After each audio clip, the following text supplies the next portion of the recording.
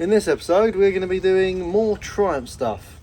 Specifically, we are going to be gearbox converting our Triumph from this Triumph unit to a Ford Type 9.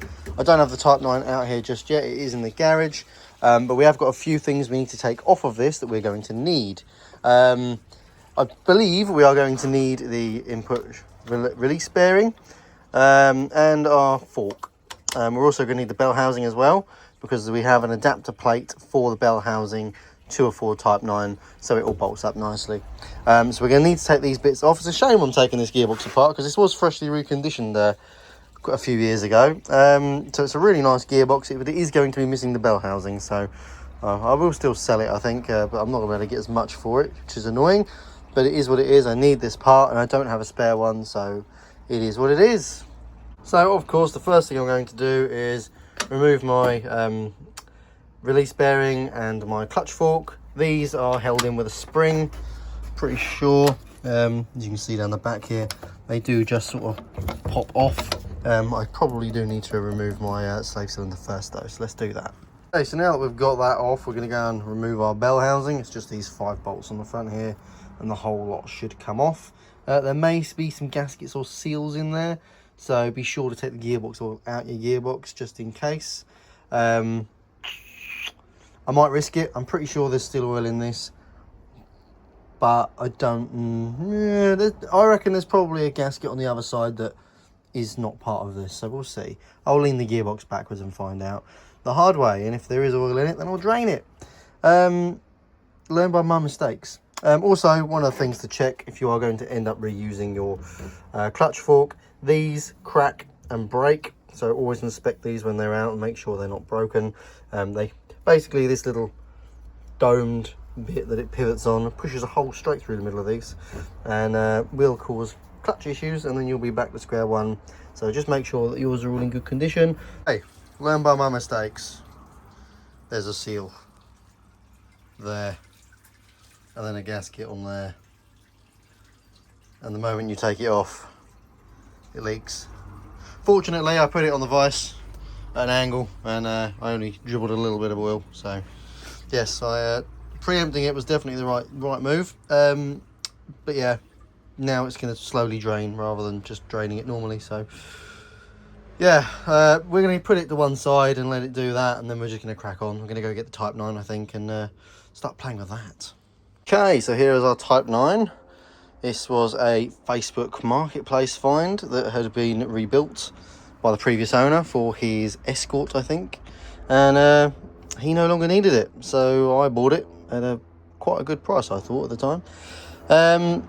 Yes, we have to do some modifications to this gearbox, the first of which being we have to take this little housing piece off the front sleeve bit where your release bearing would slide up and down. We don't need that anymore. The bell housing, I'm pretty sure over there, that has its own one. So we are basically just going to cut this off here, because we don't need it anymore, but we do obviously need this, because this is going to retain oil and stuff inside, which we want to do.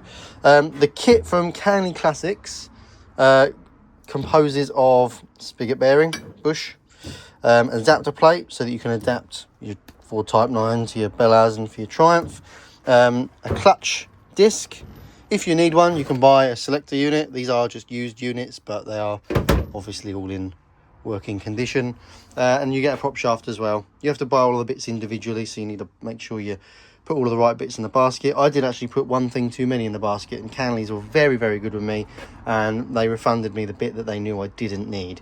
So they are very good, and I would highly recommend getting your bits from them for this conversion. So yeah, we're going to go ahead and do that. Probably going to need a new gasket for this once I've taken it off and put it back on. We'll see. Maybe get away with it, maybe not. We're going to take it off and take the angle grinder to it. Let's go. One thing I did also forget to mention, when you order all of the bits, Canley's, they do actually supply you a complete instruction sheet on how to do the conversion. I'd already done a lot of research on how to do this already, but having that is a massive help and builds so much security around the fact that what I am doing is correct. They also tell you your do's and don'ts, so they very, very good, very, very good. Let's continue now. Okay, I didn't show you the process of me doing it, but I've cut me bit off I cut it off as close as I dare, and then I took it to the bench grinder to get it close, and then I used a file to make it nice, and then we used a little round file just to do all the edges inside to make sure we didn't have any swarf. So I'm quite happy with it. I think I got a little bit of fire on the angle, a bench grinder on that spot on the left there, so it looks a little bit, but this bit doesn't turn. It doesn't matter what it looks like really, so long as it's flat and doesn't have burrs on it. It's just me trying to be a bit of a perfectionist really. So this can go back on now, obviously with a new gasket, and I would also recommend putting a new gasket in the front here. Currently I've got the old one. It's new, but it's the old one. While I cut it, that was the one that was in there. So I am going to put a new one in as well. I've cleaned it best I can, but for fitting purposes this will be fine, but I want to put a new one in just in case there's any swarf on the inside of that gasket. Do not want it getting inside the gearbox, and also we don't really want it flying around in front of the gasket either, because that could damage the gasket and cause leaks. So yeah, I'm going to replace all of the gaskets on the front here, but for fitting purposes we are going to plonk it back on and get everything buttoned up so that we know everything fits, everything's modified as it should be. There is some potential modification that needs to be made to this shaft, only if it doesn't butt up properly. If the gearbox doesn't butt up into the back of the flywheel properly, then it's because we've got the wrong type of Type 9, and you have to take about 8mm off of the spline. So yeah, we'll have to do that if we encounter that issue. So yeah, let's crack on. Okay, so it's all back on and it's obviously shorter now, and we can now use our bell housing as our sleeve. We're going to obviously keep all of the old Triumph stuff, so that's why we've got rid of this. If you are retest fitting this and you don't have a new gasket, would highly recommend reusing your old gasket if you are test fitting, mainly because obviously your gasket, you can see it in there, does give you about 1mm of clearance, so it spaces all of this out a little bit, just in case it causes any issues later on. That 1mm could, you know, cause an issue, don't know. So yeah, I've put my old gasket back in, made sure it's all nice and clean, plonked it back on, nipped it all up. So now we can continue putting this sort of back together, put the bell housing on, and then we can get the engine on the floor, possibly not tonight, but just test fit it in the back of the engine and hopefully make sure everything works just fine. If not, I've got to take an angle grinder to this, which really does stress me out a little bit, but we'll get there. Okay, bell housing stage. We've got an adapter plate, and this is what we've got to do. 3 holes are going to line up, 1, 2, 3. Put your bolts in, nip them up. Then we're going to turn the thing upside down, and then we're going to mark through the other 2 tapped holes. We're going to take it off, and then we're going to drill holes through the bell housing so that we do have 5 fixing points.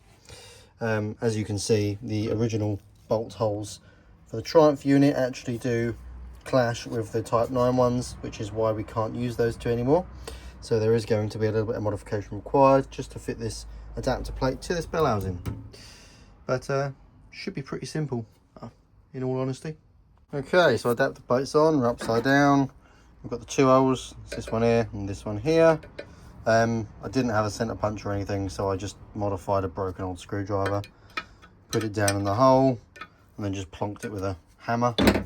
Now we're going to take it off, and there should be some nice dents in the bell housing for us to poke holes through.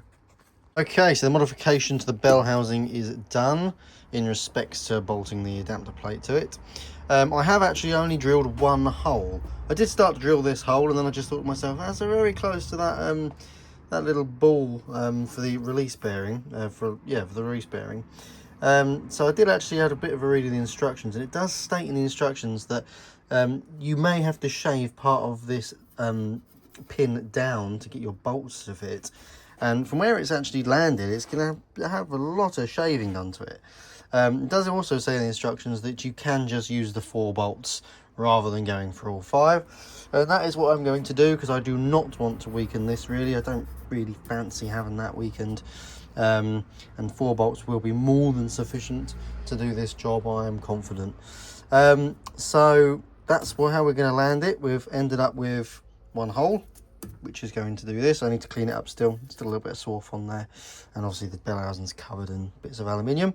But yeah, that is now cut. We're now going to clean it up, bolt our plate onto the gearbox, then bolt our bell housing onto the plate that's on the gearbox, and then we'll have a complete gearbox. Then the next step is going to be taking the engine off the crane. As you can see, I've already started to prep the engine to come off the crane. I've taken the exhaust and intake manifold off of it, and I've also taken my nice shiny rocker cover off of it too. So do not want to scratch it and moving the engine. That's not going to be tonight though, and I probably won't get all of this done tonight, but for you it'll be a few seconds. We will just crack on. Let's do that. Let's do bolting. Okay, so I did have to make a little bit of modification to the inside of the bell housing just to make sure that the bolt washer and socket could go over nicely. Just had to take a little bit of a chunk out the side of the bell housing there, and then also a little bit out of this piece here just to get that washer to sit in there nicely and get that socket on there well. But it does all line up and it does go in and it does bolt up, so that will do for that. I'm going to pack up now and continue tomorrow, but yeah, it's all taken shape and I'm really getting excited now because this is starting to get close to going back in the car. Okay, so I didn't do any recording while I was out yesterday, but I did do a few little bits. I didn't do a lot. Engine's off the stand, it's on the floor attached to the crane. I stuck my spigot bush in.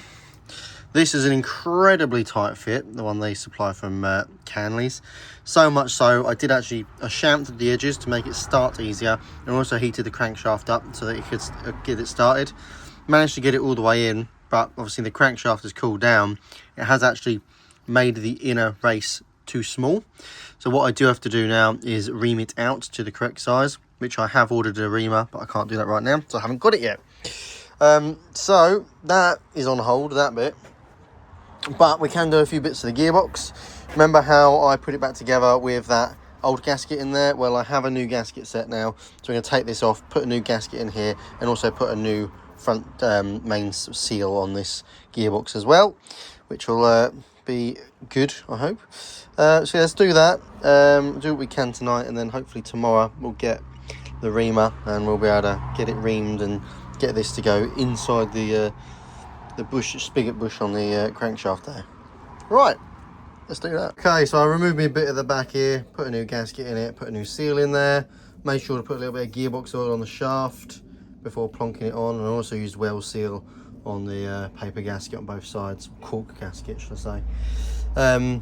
So that is all nicely together, and hopefully we're not going to have any leaks from that. There is a gasket that goes from between this plate and the gearbox.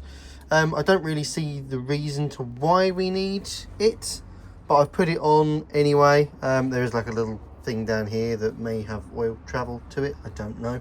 So the gasket is on. I didn't put any well seal on that. Not only that, the gasket might help with clearances. Be not even a millimetre probably, but you know, it's on there. I did mess up a little bit. This was quite tight going on, so I thought that this was pulling on when I was doing it up, and I actually stripped out one of the threads on the gearbox housing. There's a bit of a no return sort of thing. I could heli coil it, but I don't have that kit here. But the design of this, you can just nut and bolt through it. That's what I've done. It's all nice and tight, so I'm happy with it, as much as it's not pretty, and I don't like the fact that I've done it. It has happened. If you're wondering, these bolts that I've used are quite literally just Triumph GT6 2000 flywheel bolts. They are the same thread as the Type 9, and you can just about get a socket in these recesses. Fortunately, I had a set laying around from the flywheel that came off of that engine, which I cleaned up lovely to go in, but one of them didn't make it. I would say the next step is to put the bell housing on, but I don't want to put the bell housing on until I've confirmed that this is going to fit within my spigot bush. So I'm going to wait for my bits to turn up. I'm going to stop here for now. Once the reamer turns up, I'm going to ream that spigot bush out, get the gearbox offered up, make sure that this fits into the end of that spigot bush lovely. Once it does, then we can put the bell housing on, and then we can start putting it all back together. Okay, so the reamer turned up today. We're going to stick it in a tap bit and hopefully try and ream it out to the correct size. So you can see the sizing is exactly what it should be, which is a 5/8 for a Type 9. So yeah, let's go and try and ream this out. I've not done this before, so I'm going to try and do it and see what happens.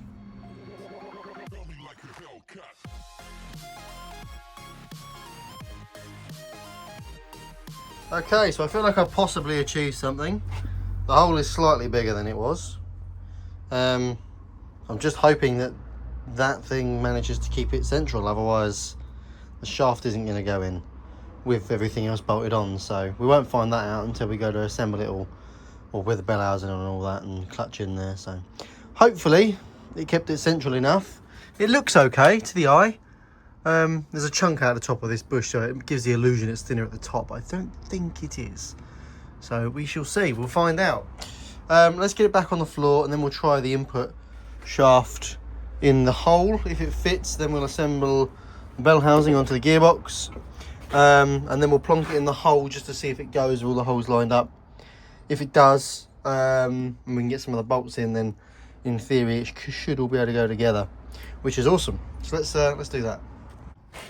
Okay, let's grab the gearbox off the side. What I'm trying to do is just see if this goes in the end here, basically. Make sure it fits, which it does. There is no movement in that. Trying to move it up and down, that is absolutely perfect. I'm well happy with that. Put this back on the side without crashing into my vice. That's exactly what I've just done. Now that I'm happy that my shaft now actually does fit in the end of my engine, which is really nice, we're going to chuck this bell housing on. It does only go on one way around, so you can't really get it wrong. But even if I was able to get it wrong, I did mark it earlier, just to make sure I found the right hole straight away, basically. So let's do that. Okay, so I stuck my light and flywheel in. Why? Can't really answer that question. Just sort of saw it and decided it needed to go on, so it's on and it's tight.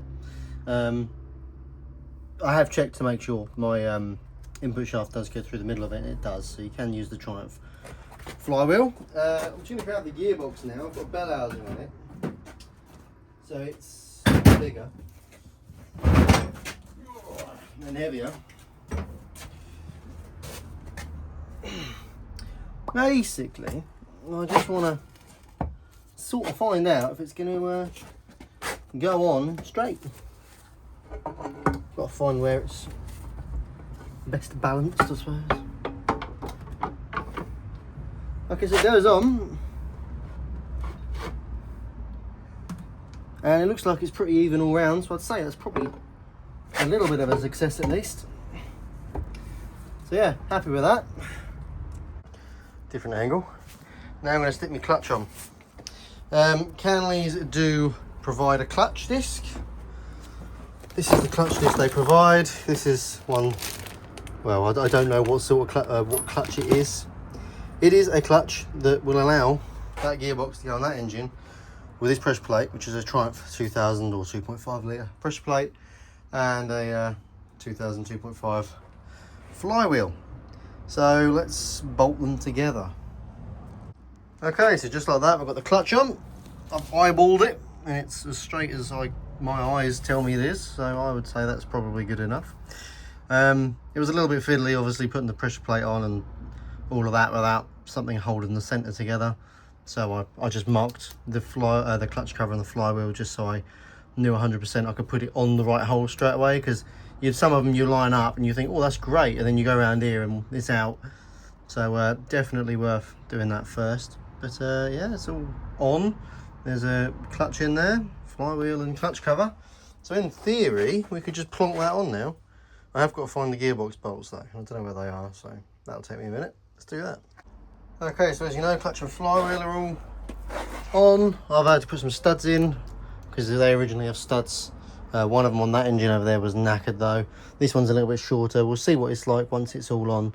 If there's enough thread, we'll use it. If not, we'll have to order one because I don't have another long one, which is annoying. We'll have to torch on. Let's get a sort of that sorted. Obviously, release bearing and everything needs to go back in. Always, when I'm refitting things, or make sure they're really clean. A little bit of grease around the area where your release bearings be sliding up and down. I normally lap this in grease, and then I get tissue and I wipe it off. It just gives it a nice thin, even layer all the way around on this shaft. The clutches normally are pre-greased, but I always like to make sure there's a little bit of grease on that shaft. Once we've done that, we can plonk our bits in and plonk it on the car. Well, this is the stage I got to last night. I know what you're thinking. It does look a little bit like I may have undone all the progress that I made. I'm not looking at it like that though. So, what happened? Why did I pull it apart? Well, let me show you. That is the backing plate that was fitted to the engine. That came with this engine, which is a 2500 engine. That gearbox is a GT6, well that's a Type 9, that is a GT6 gearbox, and that is a GT6 bellhousing. That bellhousing does not fit on that backing plate. It does in fact fit on this backing plate, the one that I didn't have fitted. So yesterday I went over to that engine over there, I took the backing plate off of it, I cleaned it up the best I possibly could, and then I painted it. And now I'm going to stick it on the engine and put all my progress back together. So please bear with me while I stick all of that back together. Right, clutch and flywheel back on, including our back plate, which is correct for this bellhousing. So let's put it on, shall we? Hopefully I've got it all straight. Oh, it's gone on, so I'd say that's a good start. I reckon that goes on like that. Nope, wrong, I've gone too far. Let's take it off. More or less like that? No. Ah, that's looking better. Oh, but now our flywheel isn't lining up. Ooh, now I'm stuck. I do have a lever bar though. Oh, stay there.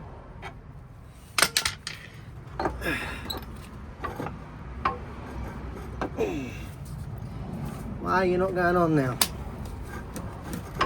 There you go. It's on. And I've lost my bolt, my washer, so I'm just going to put my nut on so I don't drop it. Well, that'll be enough to hold it there for a second.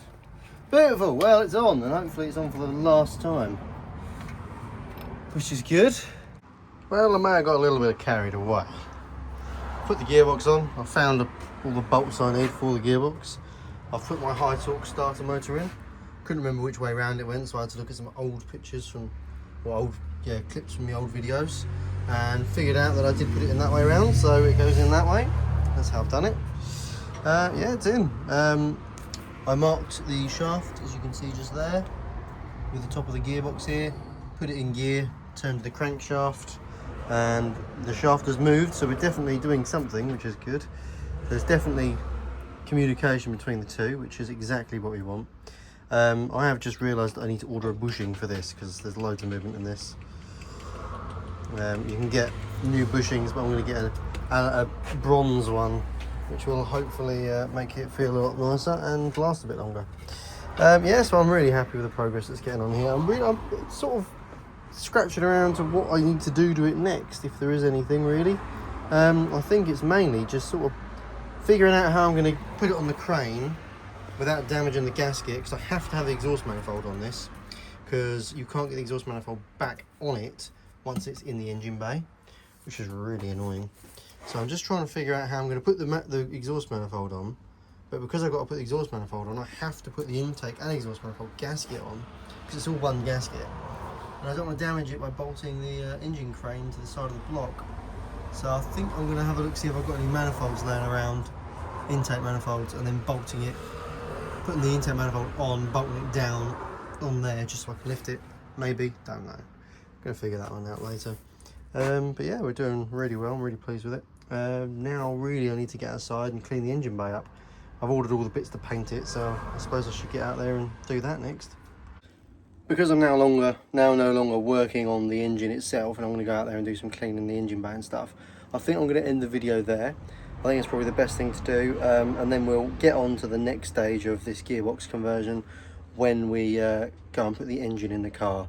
So it will be one of the next episodes where we hopefully complete doing this gearbox swap. Obviously mounting at the back,